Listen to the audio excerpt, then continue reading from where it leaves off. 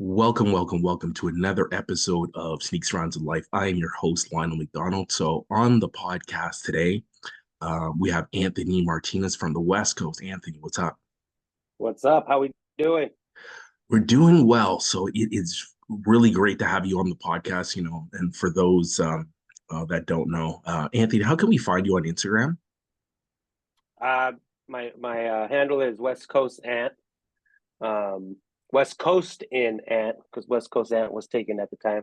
Okay. So it West Coast in Ant will be on Instagram there. But yeah, huge hip hop fan out here in California and the West Coast, and growing up in Oxnard, California, where there was a huge like hip hop community.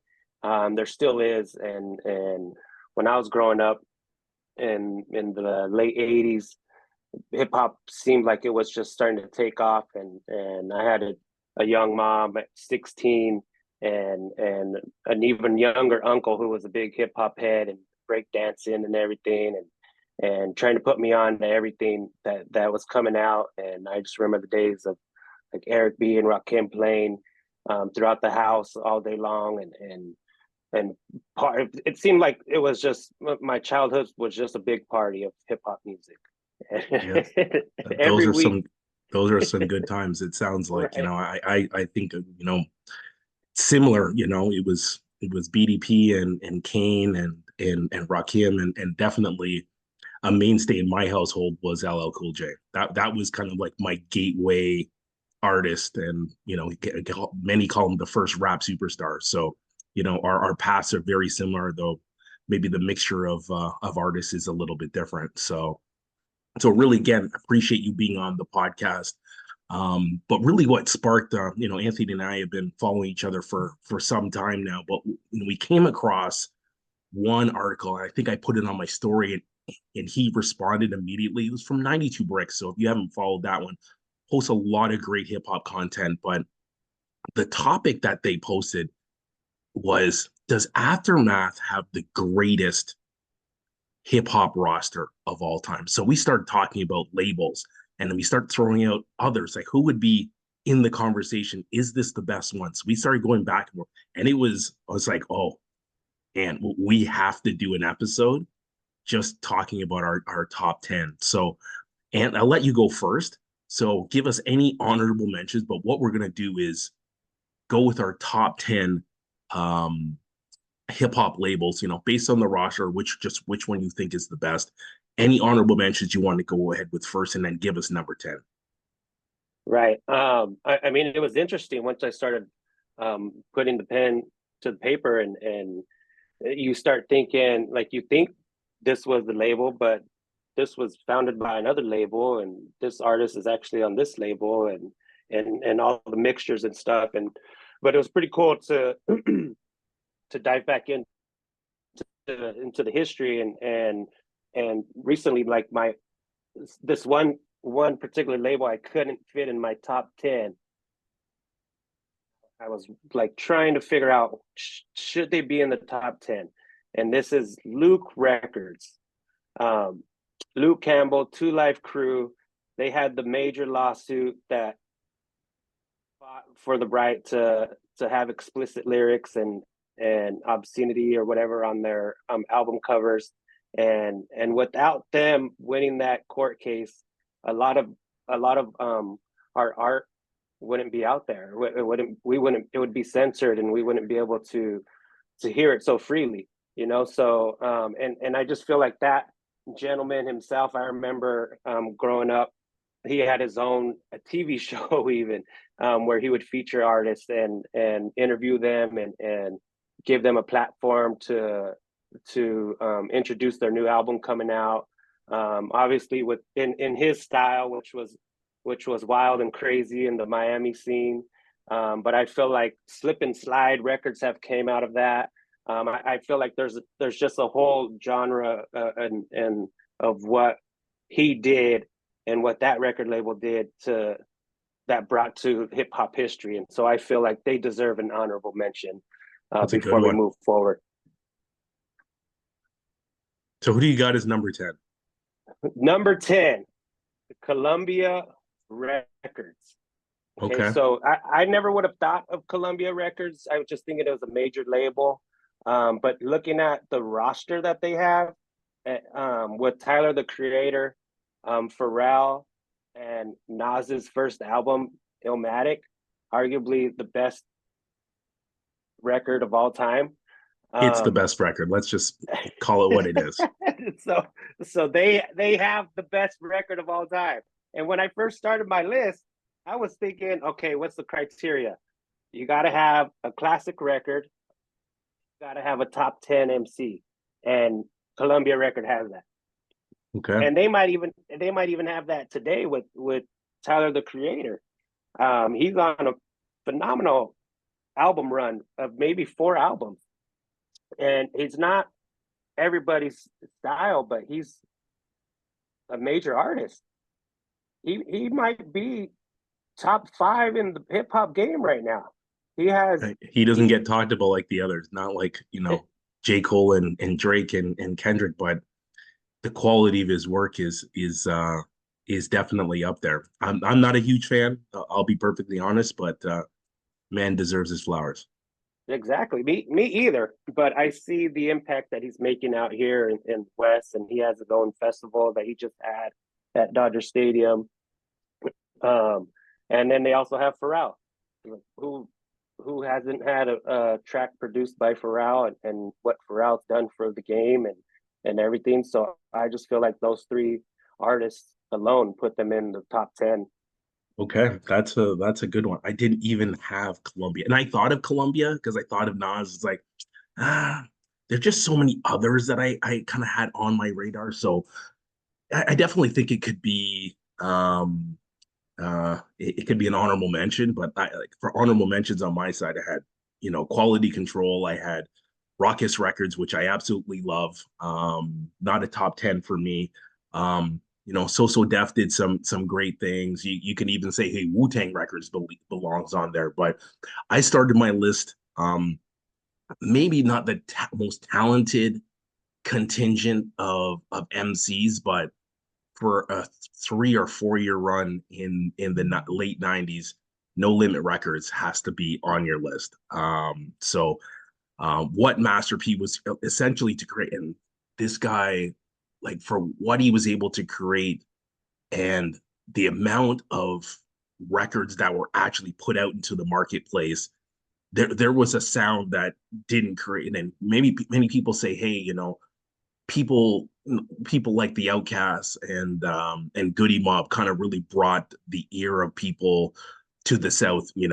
Obviously we had Ghetto Boys that were doing stuff in Texas before, but it was really No Limit that kind of helped give the South another ear. So No Limit was my number 10 on my list. We'll flip it back to you for number 9. Yeah, seamlessly enough couldn't be a better segue, but I have number 9, No Limit. Okay. We, um, we I, I, vibing. We vibing. yeah, man, I definitely agree. What Master P did, um, he changed the game. Yeah. He brought a lot of exposure to the South. We wouldn't have um, a lot of record labels, a lot of artists if it wasn't for him. Moving out to Northern California, taking a risk on his own and learning the independent rap game, and taking back what he learned. I remember reading something from him to where he said he would just whatever major artist was performing, he would schedule a performance the next day or the same week in the same area, and just kind of follow along and always hustle. And this guy's still selling cereal to today, Yeah. So Yeah, I think you can buy like there's like I think this called it's called rap chips, and there's a whole bunch of different artists on. I think Master P is one of the many artists. Like Master P, uh, um, the Baby. I think are many of the artists that are available. You can buy. Snoop Dogg has his own version. So right. yeah, definitely.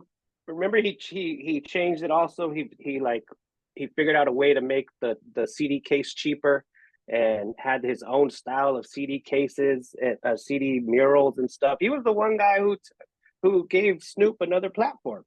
Yeah. because like Snoop was locked down in death row and everybody was afraid of Suge, and Master P walked in there and took him. Yeah. Yeah, absolutely. And we can't forget Master P hooping for the Raptors in preseason. So Master P has done a lot of different things. So I'll go to my number nine. And it pained me to only have this at number nine, but I have Jive Records. So Jive Records, their roster, when you really break it down, the breadth of the amount of artists that are on it is unbelievable. So I'm just going to read some of the names: Tribe Called Quest, Kumo D, Fresh Prince and DJ Jazzy Jeff, Big Boy, Casual, Clips, Akinelli, Mob Deep, Q-Tip as a solo artist, Papoose, Mickey Fax, Souls of Mischief, Spice One. Like that is an unbelievable roster.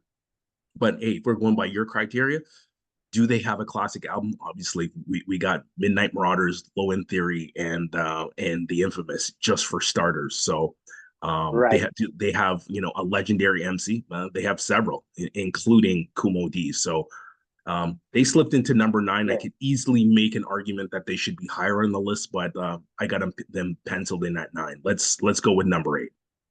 Yeah. Well, before we go to number eight, they also have one of my favorite artists growing up, Too Short.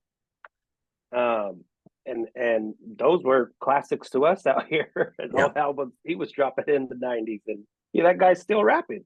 yeah, So unbelievable. The but yeah, longevity no, of Too Short's career is second to none. right. And I think just having Tribe alone, like they deserve to be up there like that. Yeah.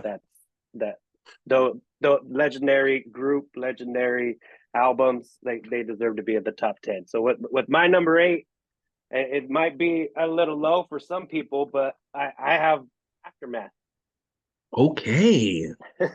So they have, they have Dre, they have M, and I feel like they spawned Shady Records. They spawned pretty much like TDE.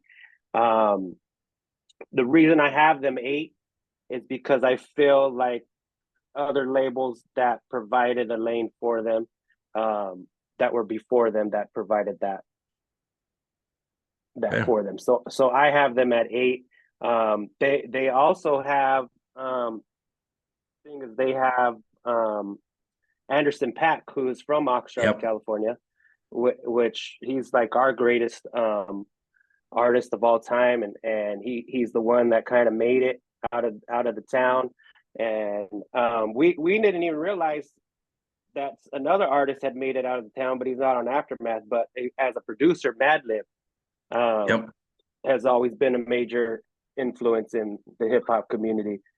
One of the most underrated producers of all time. Put together Right, Mad Villainy. He's done stuff with Freddie Gibbs, et cetera, et cetera, et cetera. Like he is absolutely incredible and still doesn't get his flowers to this day. Between him and Ninth Wonder, I don't know which one is more underrated. right, and just because they don't rap or they don't have a Yeah. face, and so, but that's why I have Aftermath there at eight. Story. I had a gentleman for me, the brother of Cam Anthony, who went to who won The Voice. He was signed to Aftermath, Okay.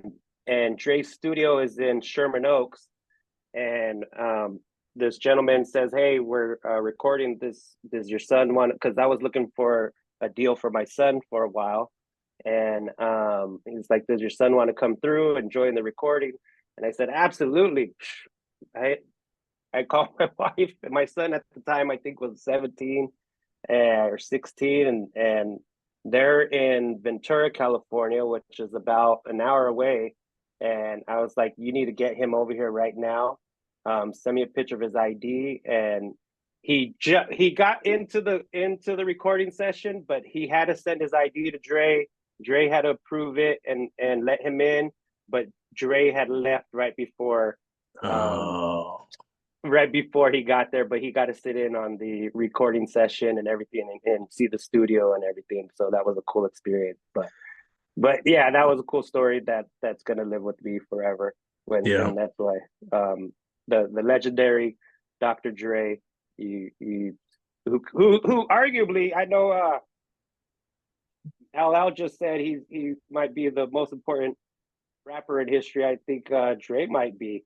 But do we consider him a rapper? Hmm.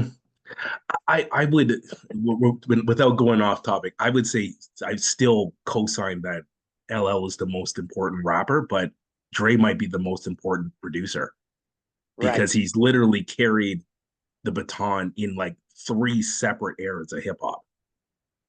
He carried the baton with NWA.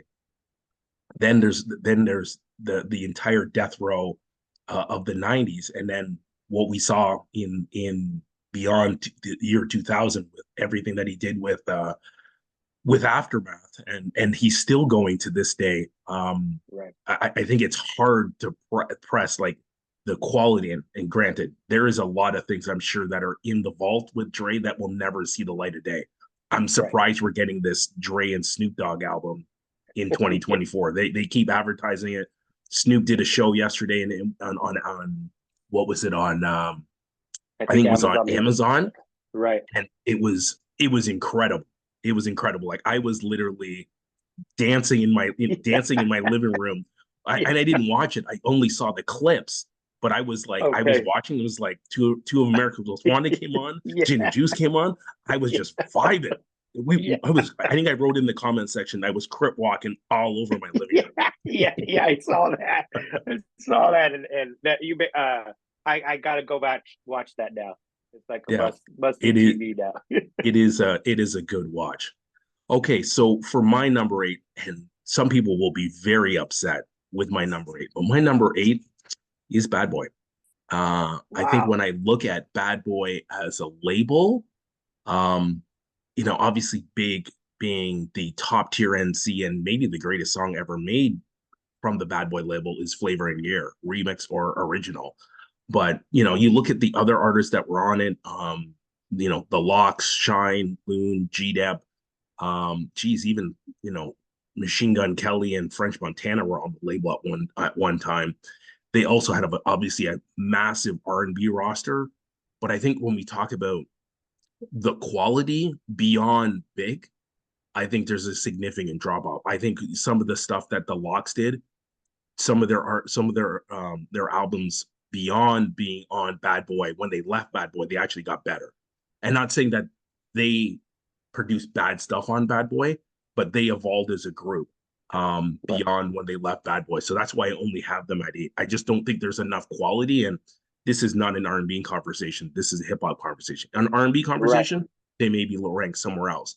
They have a You're huge right. roster of the amount of people that are on there from the R&B side. Geez, we all know about the stuff that is in the media right now about Cassie, but she had a good album. So did Faith. So did New Edition. So did Carl Thomas. So there's Total and Mason. There's a whole bunch of other people that have done stuff on their label. I just think when we talk about the echelon of where some of these other labels are, we're going to get into the next seven. Bad Boy's only at eight for me. Okay, got it. So at seven, I got Rockefeller. Okay. I like that. So I like that. so with Jay and obviously and Ye, um, Cam, and I think it really they kind of just were next in line after like Bad Boy and Death Row Records of the '90s. It became Rockefeller. They took the next step and continued to grow hip hop. I feel like and Jay went for the throne, took the throne, and there's the music is still he still has major influence um, from what they did at Rockefeller. Yeah, I would agree. So at my number seven slide, and we are at number seven, correct?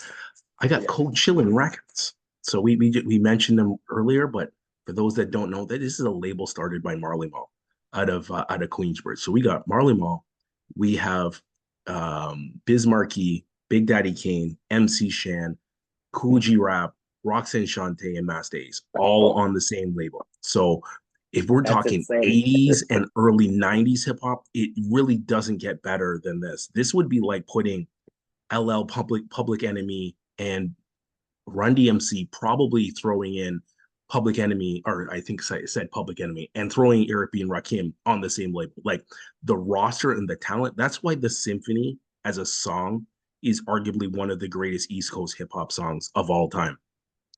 So that's who I got at number seven. It could easily be higher. I think just the window that they were at their peak is so small. It's probably only a maximum 4 year window that they're at this peak. And not everyone has a great album. Do we have a classic album? Long Live the Cane, amongst others, would be classified as classics. But I think the influence that this group of MCs has under this one label is arguably second to none. This is where we Right. get Nas, Jay-Z, Biggie, Tupac. The list is on and on. Redman, Prodigy, Guru. All of these guys were influenced by that group of MCs. Like everyone out of Queens, except for LL, because LL came before them, and so did Run DMC. Everyone else after this were all influenced by Queen. So everything we got from Mobb Deep and Big Noyd and all of those guys were all directly influenced out of this Queensbridge group. Even Eminem says like this group of between Kane and Big Daddy Kane and Kool G Rap are some of his biggest influences when we talk about hip hop. So Cultural Records, number seven. Who do you got as number six, Ann? Man, definitely legends there. Number six, I went with So Def.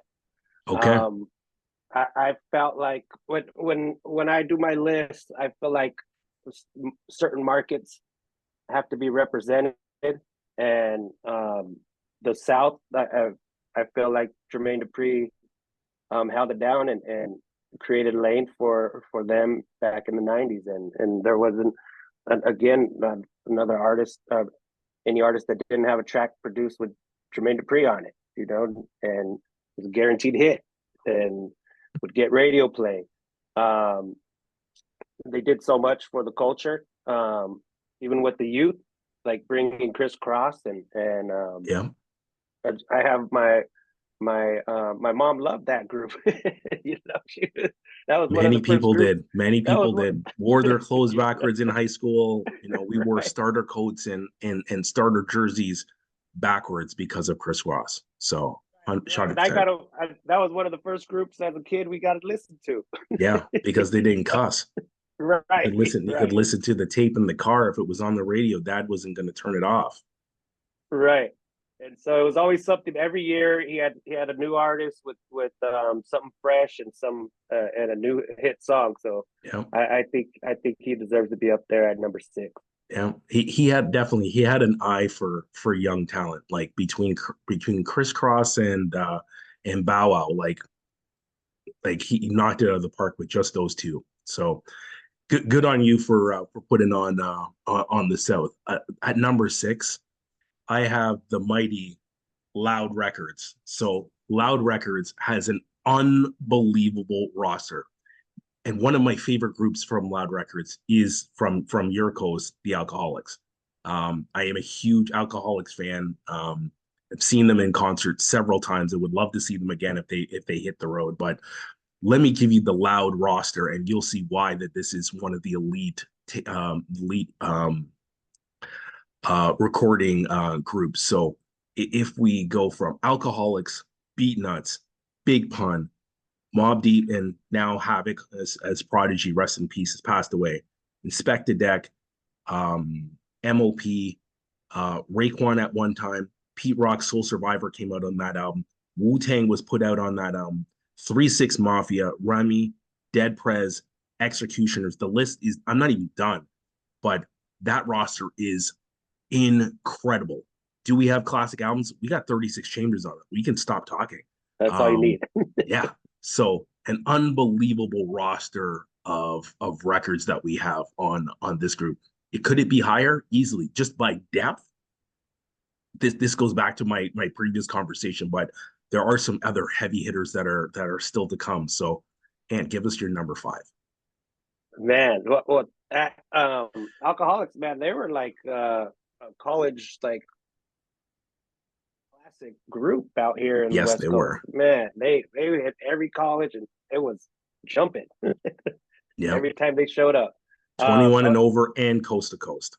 Both albums Right. were fire. Okay, so at number five, I that was going to be my number one.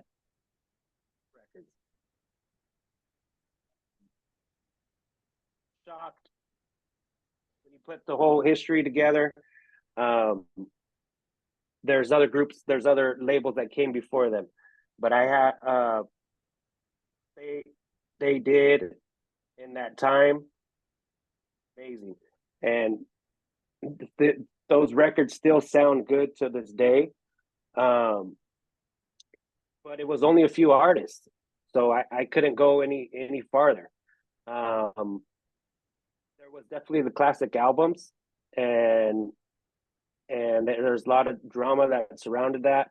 But when now that Snoop bought it, and like I tried to look at like the catalog, and aside from Tupac, it's like it was only really Snoop who without Tupac, it was only Snoop and Dre and Snoop's cousins, the Dog Yeah. Pound, you know. Yeah. so so so that's why I have them at five, even though they've had a massive influence here in the West, and they still have influence here in the West. And there was times where all hip hop fans thought they were part of Death Row Records. Everybody wanted to wear their chain, you know. You so got it. You got it. Um, so for my number five, and thanks for everyone listening, whether it's on Apple or it's on Spotify, or you're catching the video version on YouTube. Um, I went with one that Ant already said, and I think it's just the combination of the star power is undeniable because the catalogs for both of these artists are so big.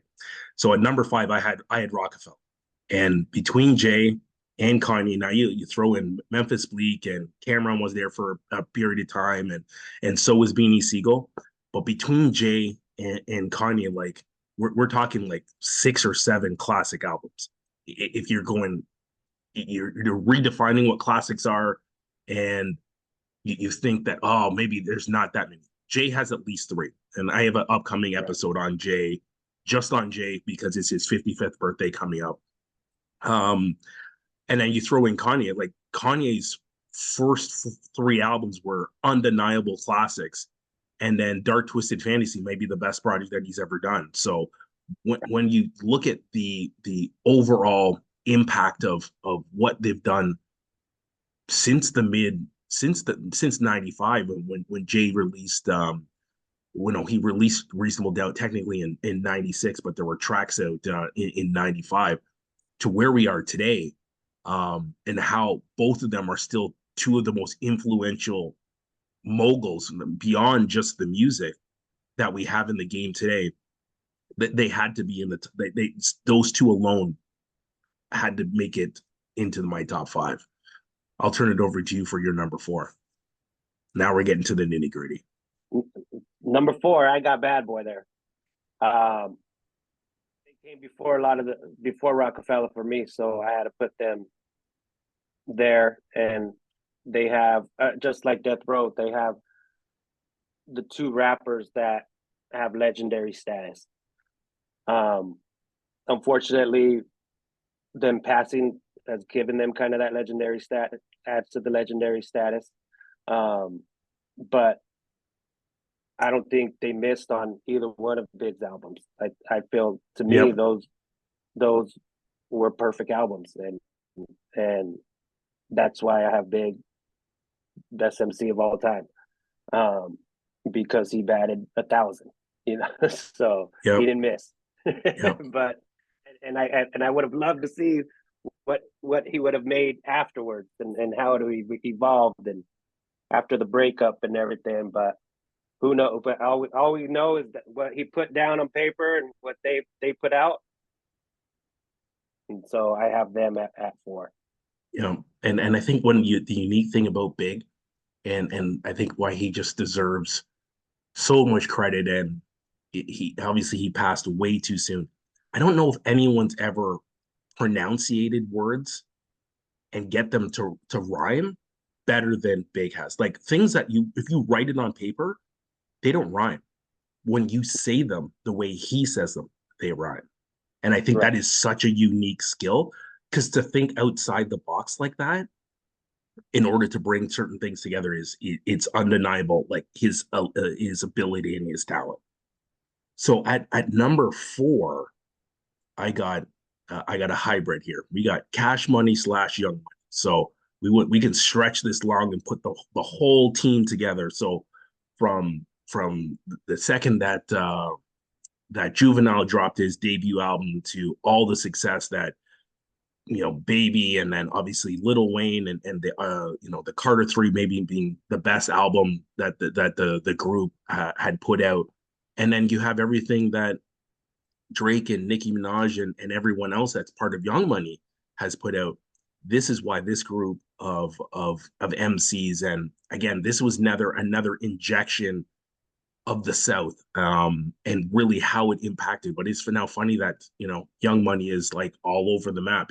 They're not just representing the South, but the lineage comes from Little Wayne, and again, the impact that this a group of MCs has made over hip hop, and now spanned multiple decades. This is why I had them at number four. Absolutely. Little Wayne has influence in every market. There's a new Little Wayne in every Yep. city. So uh, I felt like No Limit kind of way for both of those groups, both of those. Um, so I had them a little higher. Um, shocker. I have number three, Rap a Lot Records. Okay. Jay Prince And I like it.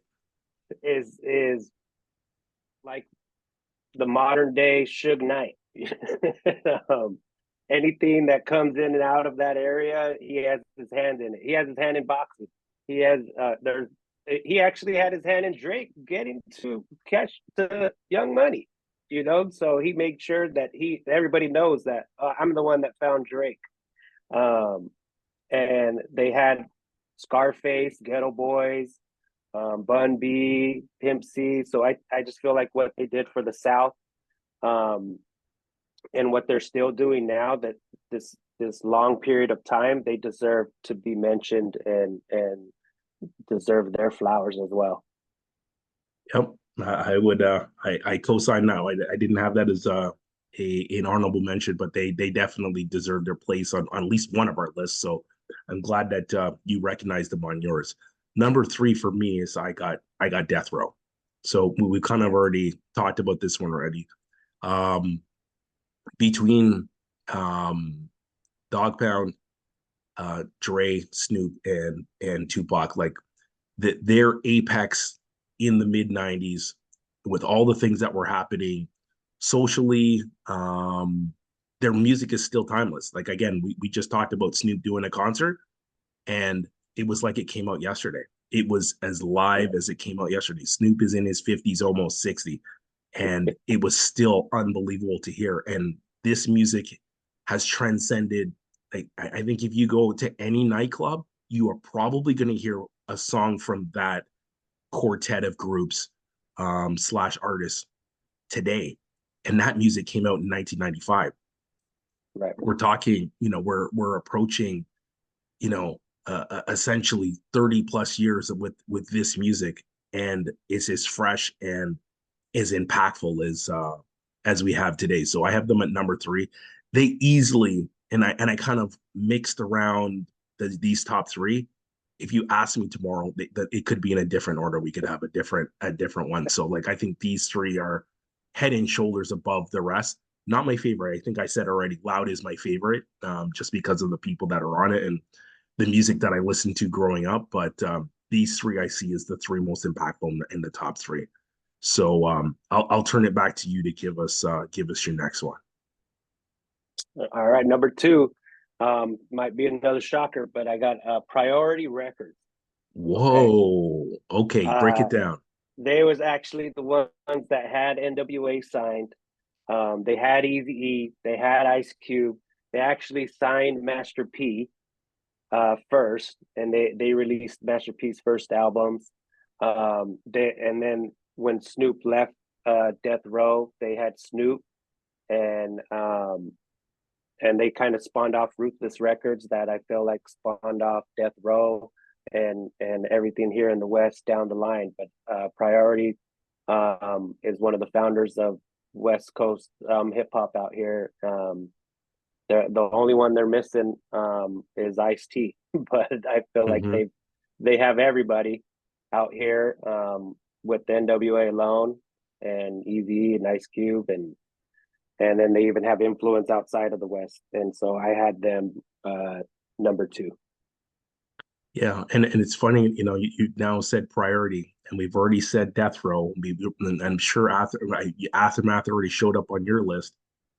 So like, look at like when we go back and now we talk about Dre. Like, Dre is by far the most influential producer because he was on three of your labels already, Right. and he's now going to end up on he's on my number two with Aftermath. So again, we know that we have. And the unique thing about Aftermath is, yeah, we have Dre, Snoop, Innocent Pack. Obviously, Game was on it at one point. The Firm was on it at one point. Joel Ortiz was on it. Eve was on it. Raekwon had an album on it. Big Bang by Busta Rhymes was as part of it. So when we talking Aftermath, Aftermath was a serious label, and that's why it ends up my number two. Derivative is obviously Top Dog Entertainment and Shady Records. So it easily could be number one. I think at one point when I made the list, it was number one. But just to disagree with the article and the post, I didn't make it number one. But I think if I wake up tomorrow, it easily could be the top choice, or it also could be under Death Row because I think Death Row's music is so impactful. I don't know how many times, if you think 20 years from now, are you going to go out? Or are you going to hear on the radio? Are you going to hear Eminem? Maybe, maybe not. But do you think you'll hear Snoop or Tupac? Yeah, you will. So I think those two to me are such toss ups, but I'm really interested now to see who you got as number one because there's a Yeah. label that I have Well, not heard, and it would stun me if it did make your list.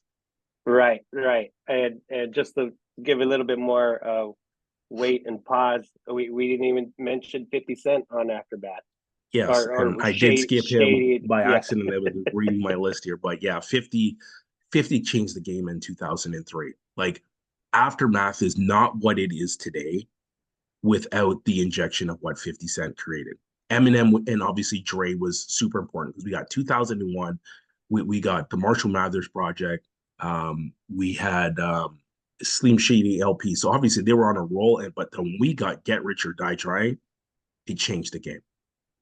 right. It was mostly West Coast, even with Eminem. They kind of brought him into the West, and then it didn't really grow nationwide, worldwide until they got 50. Yeah. You know, so but number one, Def Jam Okay. has to be Def Jam. So as much as I would have loved to have Death Row, TDE, my favorite current label, Aftermath, um, but I feel like Def Jam started it all. Mostly everything has run through them. Um, there's too many artists to list. If they're not on one of those that we mentioned in our top 10, they're probably on Def Jam or a subsidy of Def Jam. And it just starting back, I feel like they're one of the founders of hip hop, and they're the reason why we're here today, and continuing to grow this culture.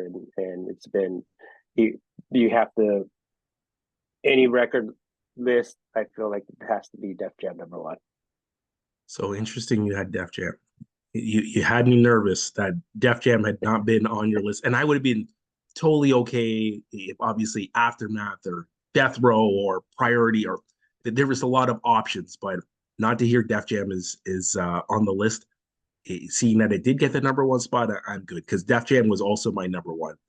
And Nice. I think as I shared with you earlier, LL did an interview recently, and it was actually last week, and he talked about probably not today, people won't recognize, but maybe in his older years or after he passed, that people will realize that he was the most important hip hop artist or MC that we've ever had because he was the first rap superstar. He was the first one that broke into TV. He was the first one that broke into film. He was the started to set the parameters of becoming and being the artist, but also being a business person. And now it's transcended to, you know, a radio station on Sirius. The impact that he's had with so many, and we're just talking about one person. You said there's too many people. Then I think the people need to hear some of the other artists. So we have Beastie Boys, we have EPMD, Redman, Onyx, Warren G, Method Man, Foxy Brown, Jay Z, DMX, Ja Rule, and Public Enemy, all on the same label. That is impossible to match up against. And this transcends through so many decades of music. And I know if you want to roll in Death Row, or sorry, Def Jam South, now you're talking about Luda, you're talking about Scarface at one point, Wale, Fabulous was there, Hit Boy did some recording, Benny the Butcher is one of the members of Griselda, Big Sean, Dave East. The list is incredible of the impact that Jeff Jam, like this is the label that you want to go to. Now, I don't know how great of a deal you get in going to the best label and how much promotion because you're fighting with all of these other artists trying to put out records, but Def Jam is the gold standard when we're talking about hip hop and putting out the best of the best artists. And we have great artists on other labels, but the roster over time is simply unmatched when we talk about Def Jam. So it's very interesting. I did not believe that we would come to the same conclusion that Def Jam is the best or Def Jam is the most impactful, but very interesting exercise. So appreciate you taking the time, making a list, and really, I think really enlightening not only the listeners that will hear this podcast, but even enlightening me for me forgetting about the impact of Priority Records as an example. And I just didn't feel that I could navigate them into the top 10 because I was thinking about NWA, because I was thinking about, hey, Dre's going to have probably 3 labels all on this list. And it was one of the ones that fell off. And after I stopped thinking about it as hard, um, I moved on. So, Right. So I think finally we come to an agreement on number one. yeah, It's Def because I Jam. don't think I don't think we had an Yeah. agreement on any other one except for number one. Yeah, we did it until that one. So that's undeniably that's the standard, and I think if I'm not wrong, correct me if I'm wrong, but Rockefeller had to go through Def Jam. Um, Ye with good music had to go through Def Jam, and Yep. and there's a lot of other labels that had to go through Def Jam as well, um, to make their mark and do their business. And so that you cannot not mention them. They are hip hop, and they are. If you're on Def Jam, you're a solidified artist. Yep. 100%. So appreciate the time, and again, this was a great exercise. We're definitely gonna have to have you back. You're one of our music connoisseurs. So when we have another list or we got something else to break down, we're gonna have to bring you back. So appreciate For you taking sure. the time on a weekend, on a Sunday night, before you probably have to get back in the saddle, back to work. But that's all we got from Sneaks, Rhymes, and Life on this episode as we talk about some of the best hip hop labels in the history of the game. Anthony, any parting words before we sign off today? I just wanted to say thanks for the opportunity of including me on here. It's super fun. It's definitely my passion. This is what I talk about to my son and my nephew all day long, and sometimes they get annoyed with me blowing up their group chat and stuff. But but I have another nephew who's schooling me and stuff, and it's super cool to have friends in other markets, because then you get exposure to what's actually going on out there, and because there's more than just what you see in front of you, you know, and what you hear in your playlist and your radio in your area, what's marketed to you. So it's good to open up your eyes and broaden your spectrum and learn more about things you're interested in, like and hip hop is definitely one of them for me. So Yeah. definitely excited to share some more lists with you. Yeah, 100%. This is what the OGs got to do. We got to share the information and take it down to the next generation as they form their own opinion. So that's all we got for this episode. This is Sneaks Rhymes in Life, Lionel McDonald with Anthony Martinez, as we broke down the top 10 best hip hop labels of all time. We out. We'll catch you the next episode. Peace. Peace.